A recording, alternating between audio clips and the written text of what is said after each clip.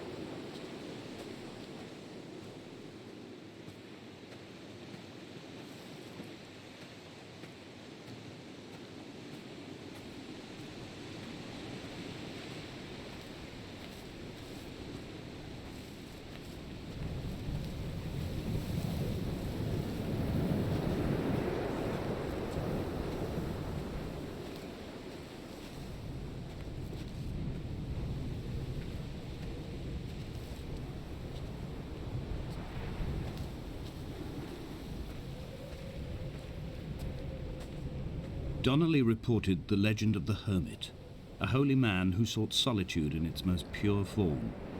Allegedly, he rode here from the mainland in a boat without a bottom, so all the creatures of the sea could rise at night to converse with him. How disappointed he must have been with their chatter.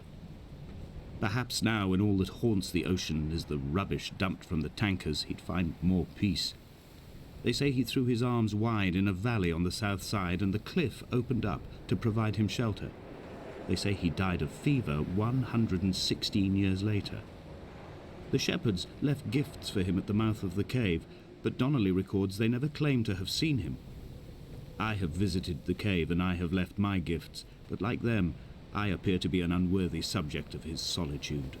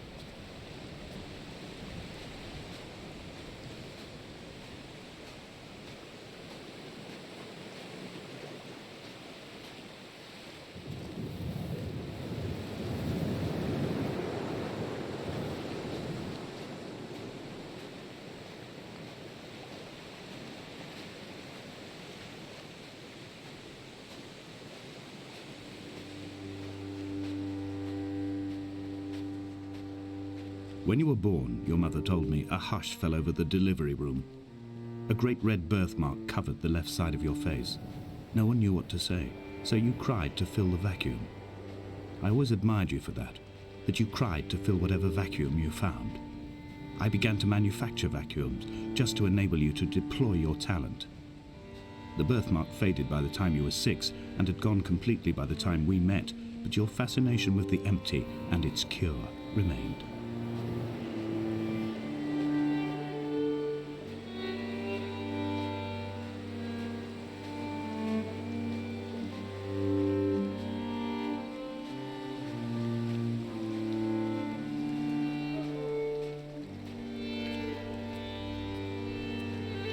dear Esther. I found myself to be as featureless as this ocean, as shallow and unoccupied as this bay, a listless wreck without identification. My rocks are these bones, and a careful fence to keep the precipice at bay. Shot through me caves, my forehead a mount. This aerial will transmit into me so.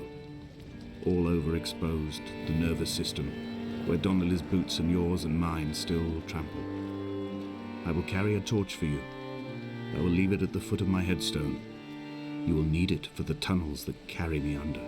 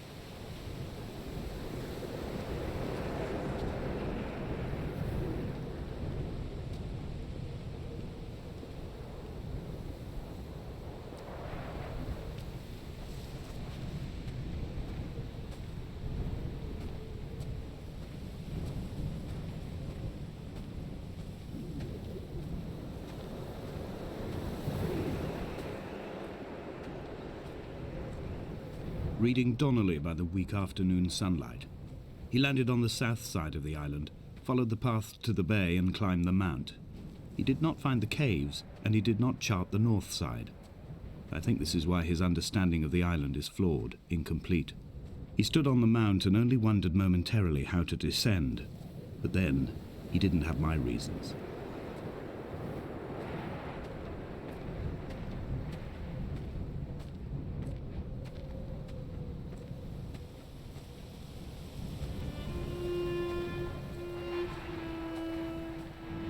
When someone had died or was dying, or was so ill they gave up what little hope they could sacrifice, they cut parallel lines into the cliff, exposing the white chalk beneath.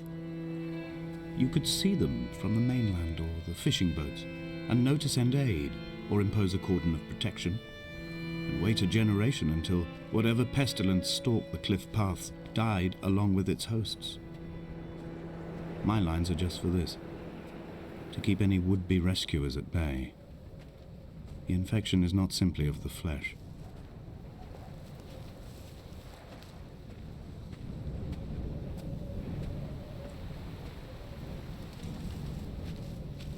We are not like Lot's wife, you and I. We feel no particular need to turn back. There's nothing to be seen if we did. No tired old man parting the cliffs with his arms. No gifts or Bibles laid out on the sand for the taking. No tides turning or the shrieking gulls overhead. The bones of the hermit are no longer laid out for the taking. I have stolen them away to the guts of this island, where the passages all run to black, and where we can light each other's faces by their strange luminescence.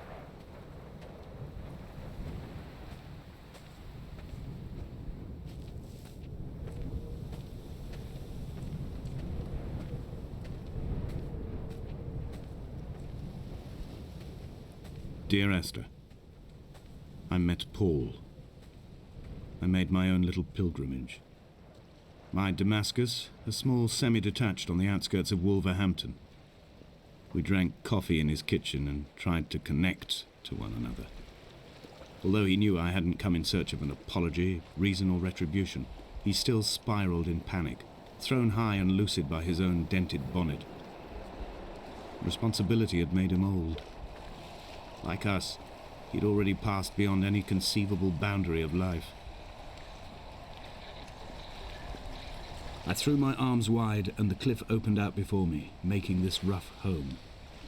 I transferred my belongings from the bothy on the mount and tried to live here instead. It was cold at night, and the sea lapped at the entrance at high tide. To climb the peak, I must first venture even deeper into the veins of the island, where the signals are blocked altogether. Only then will I understand them, when I stand on the summit and they flow into me, uncorrupted.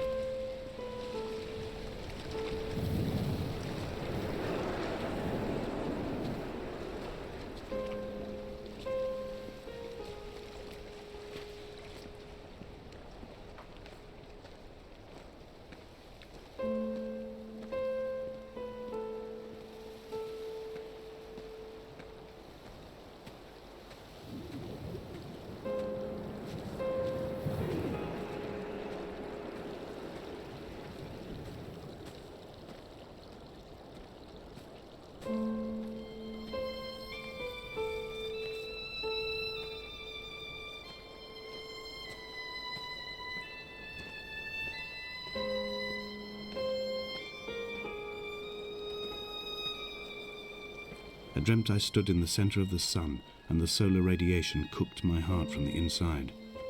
My teeth will curl, and my fingernails fall off into my pockets like loose change. If I could stomach, I'd eat, but all I seem capable of is salt water. Were the livestock still here, I could turn feral and gorge. I'm as emaciated as a body on a slab, opened up for a premature source of death. I've rowed to this island in a heart without a bottom, all the bacteria of my gut rising up to sing to me.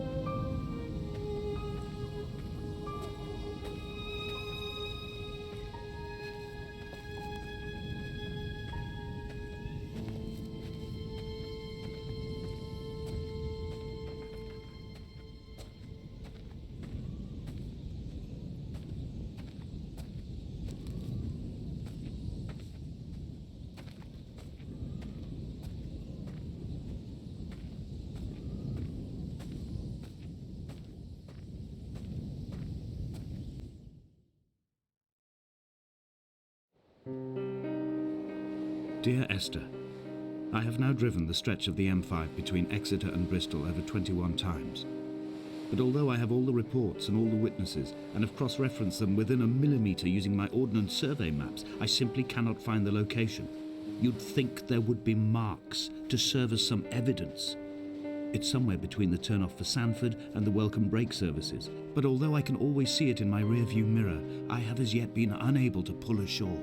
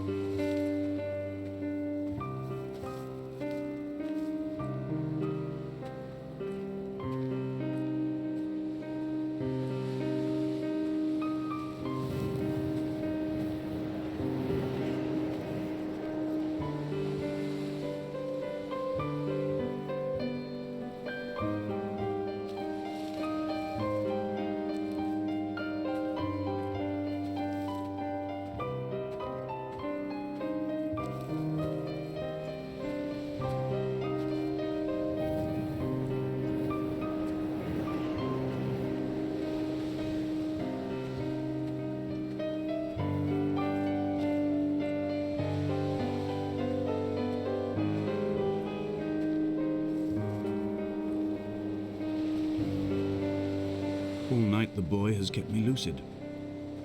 I sat when I was at the very edge of despair, when I thought I would never unlock the secret of the island. I sat at the edge and I watched the idiot boy blink through the night. He's mute and he's retarded, and he has no thought in his metal head but to blink each wave and each minute aside until the morning comes and renders him blind as well as deaf-mute.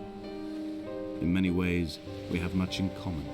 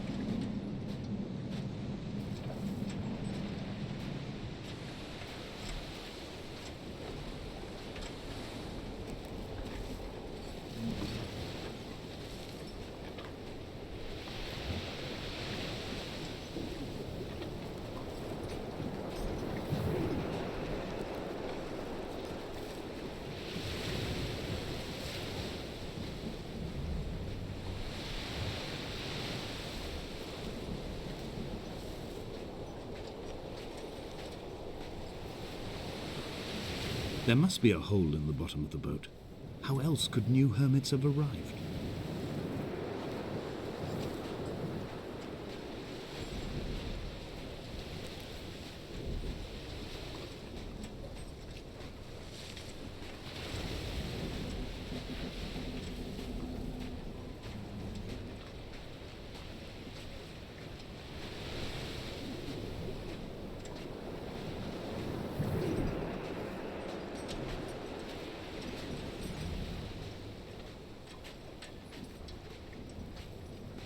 I had kidney stones, and you visited me in the hospital.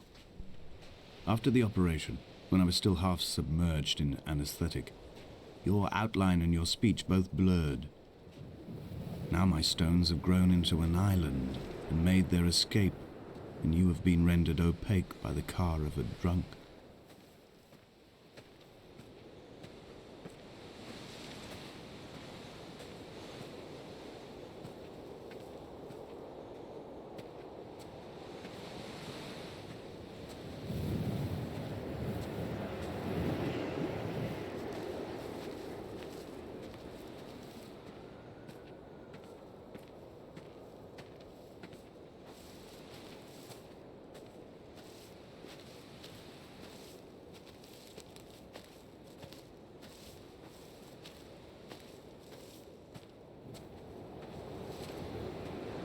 When I first looked into the shaft, I swear I felt the stones in my stomach shift in recognition.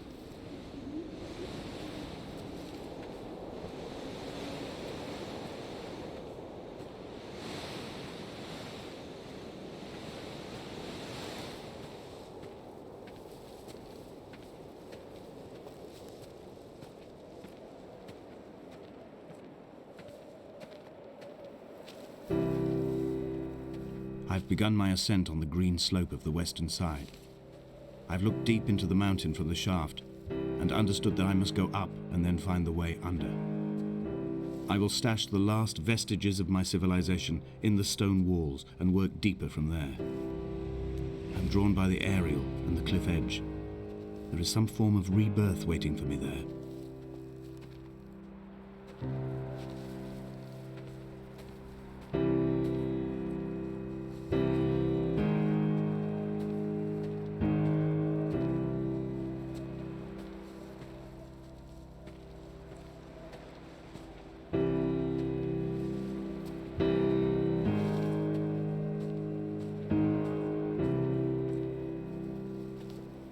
The bothy was constructed originally in the early 1700s.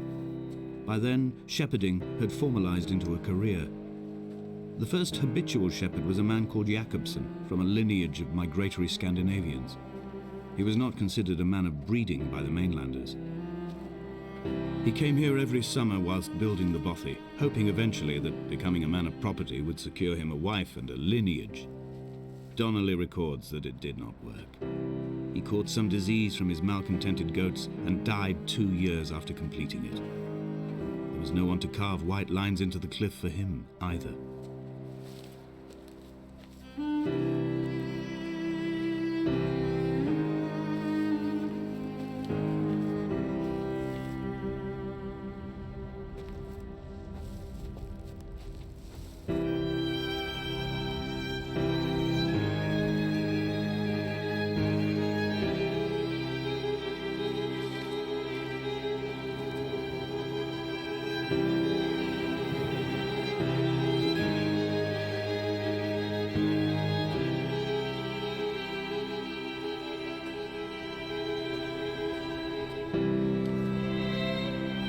Three cormorants seen at dusk. They did not land. This house built of stone, built by a long-dead shepherd. Contents: my camp bed, a stove, a table, chairs, my clothes, my books. The caves that score out the belly of this island, leaving it famished. My limbs and belly famished. This skin, these organs, this failing eyesight. When the battery runs out in my torch, I will descend into the caves and follow only the phosphorescence home.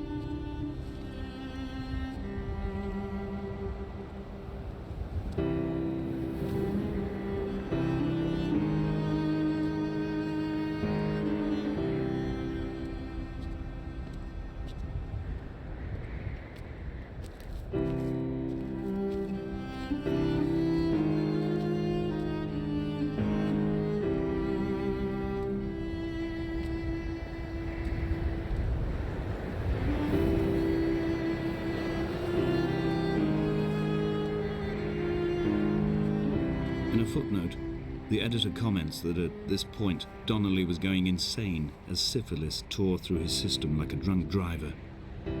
He's not to be trusted. Many of his claims are unsubstantiated, and although he does paint a colourful picture, much of what he says may have been derived directly from his fever. But I've been here, and I know, as Donnelly did, that this place is always half imagined. Even the rocks and caves will shimmer and blur with the right eyes.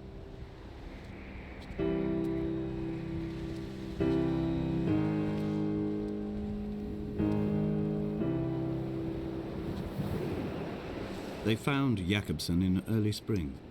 The thaw had only just come. Even though he'd been dead nearly 7 months, his body had been frozen right down to the nerves and had not even begun to decompose.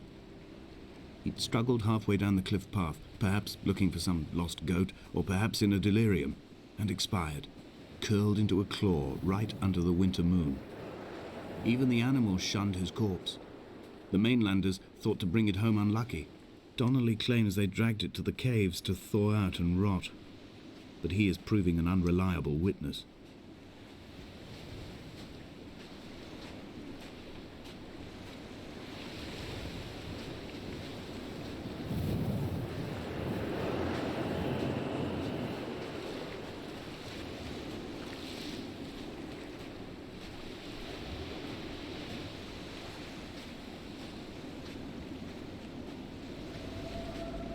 Climbing down to the caves, I slipped and fell and have injured my leg. I think the femur is broken. It is clearly infected. The skin has turned a bright, tight pink, and the pain is crashing in on waves, winter tides against my shoreline, drowning out the ache of my stones. I struggled back to the bothy to rest, but it has become clear that there is only one way this is likely to end. The medical supplies I looted from the trawler have suddenly found their purpose. They will keep me lucid for my final ascent.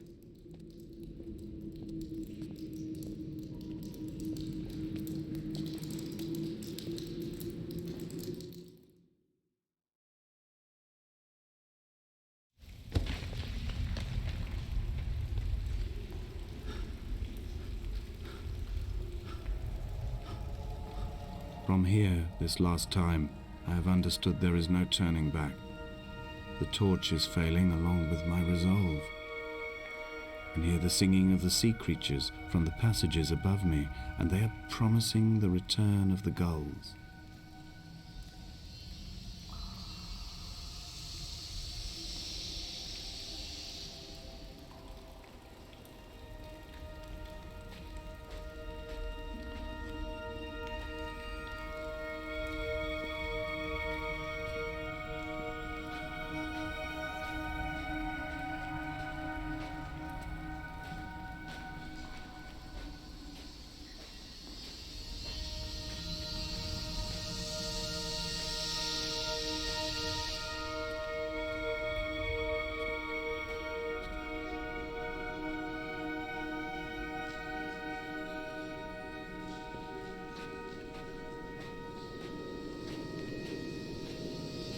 It was as if someone had taken the car and shaken it like a cocktail. The glove compartment had been opened and emptied with the ashtrays and the boot. It made for a crumpled museum, a shattered exhibition.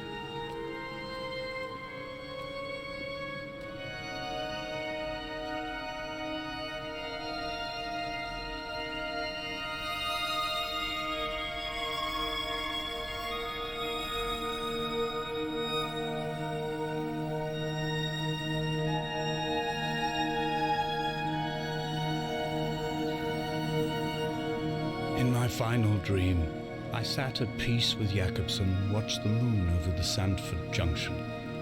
Goats grazed on the hard shoulder, the world gone to weed and redemption. He showed me his fever scars, and I mine, between each shoulder the nascency of flight.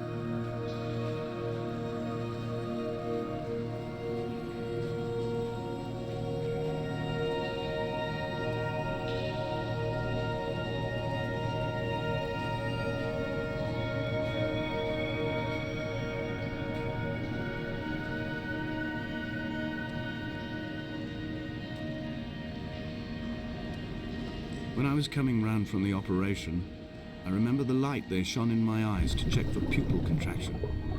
It was like staring up at a moonlit sky from the bottom of a well. People moved at the summit, but I could not tell if you were one of them.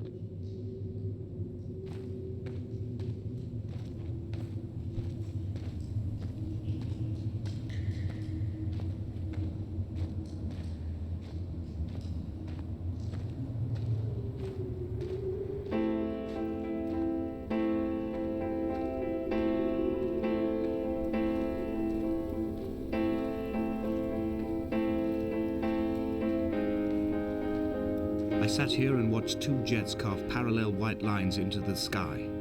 They charted their course, and I followed them for 21 minutes until they turned off near Sanford and were lost. If I were a gull, I would abandon my nest and join them. I would starve my brain of oxygen and suffer delusions of transcendence. I would tear the bottom from my boat and sail across the motorways until I reached this island once again.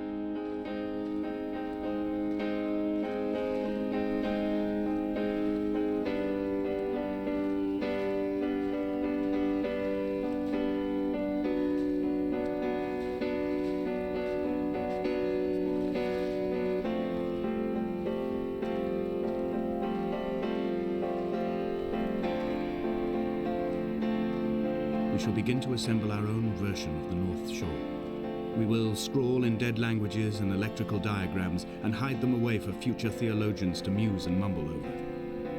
We will send a letter to Esther Donnelly and demand her answer.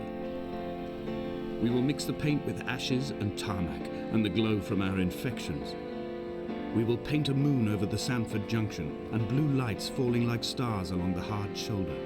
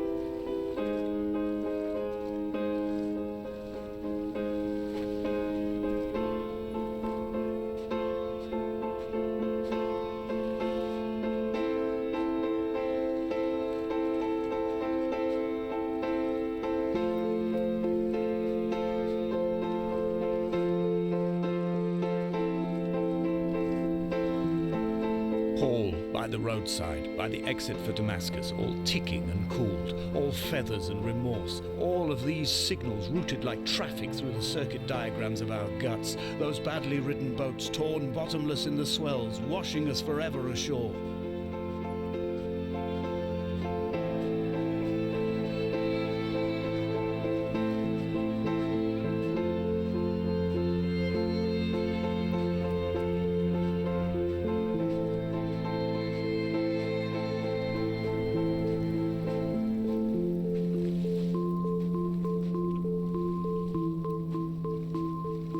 From here, I can see my armada. I collected all the letters I'd ever meant to send to you, if I'd have ever made it to the mainland, but had instead collected at the bottom of my rucksack, and I spread them out along the lost beach. Then I took each and every one, and I folded them into boats. I folded you into the creases, and then, as the sun was setting, I set the fleet to sail. Shattered into 21 pieces, I consigned you to the Atlantic, and I sat here until I'd watched all of you sink.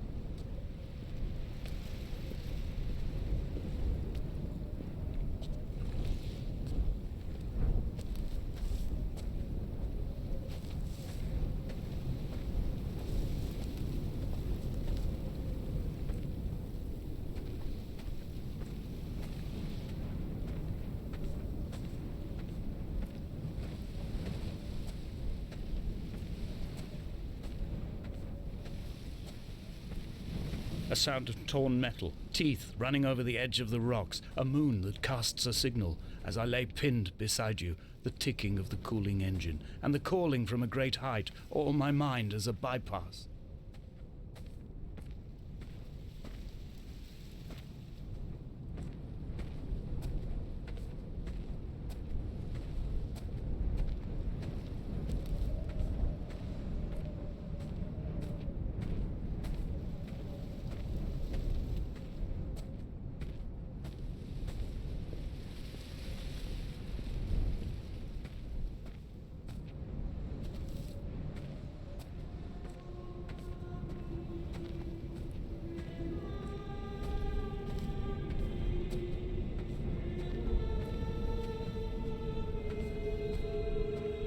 I've begun my voyage in a paper boat without a bottom. I will fly to the moon in it. I've been folded along a crease in time, a weakness in the sheet of life. Now you've settled on the opposite side of the paper to me. I can see your traces in the ink that soaks through the fiber, the pulped vegetation. When we become waterlogged and the cage disintegrates, we will intermingle. When this paper aeroplane leaves the cliff edge and carves parallel vapor trails in the dark, we will come together.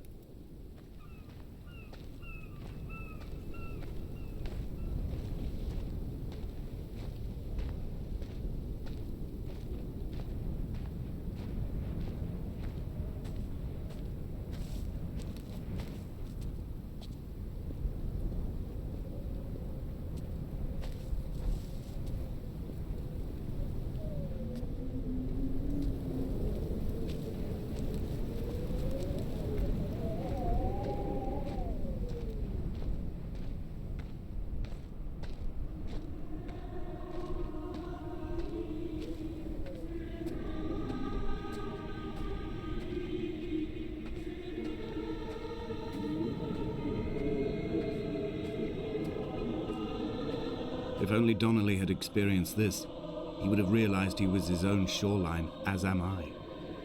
Just as I am becoming this island, so he became his syphilis, retreating into the burning synapses, the stones, the infection.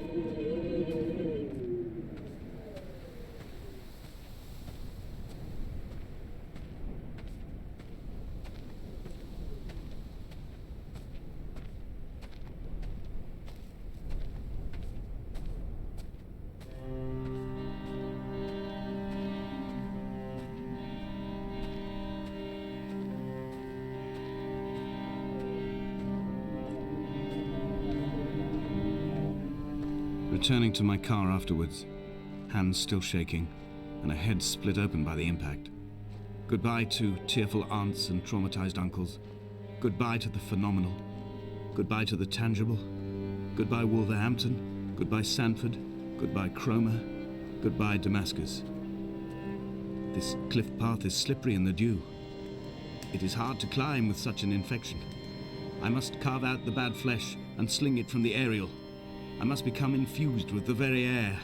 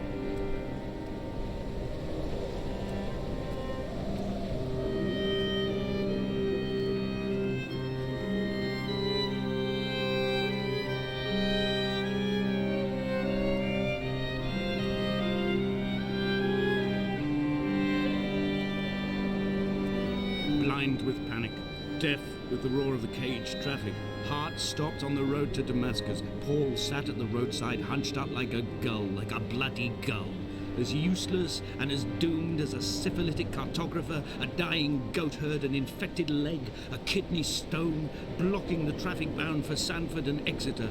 He was not drunk, Esther. He was not drunk at all. All his roads and his tunnels and his paths led inevitably to this moment of impact.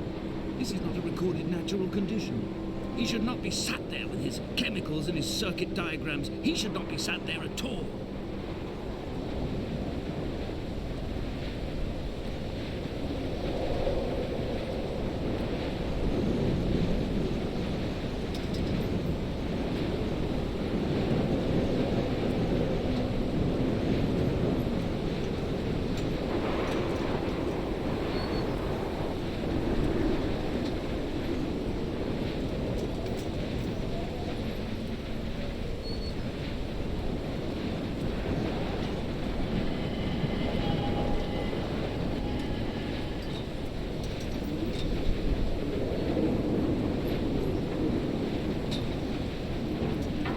I am the Ariel. In my passing, I will send news to each and every star.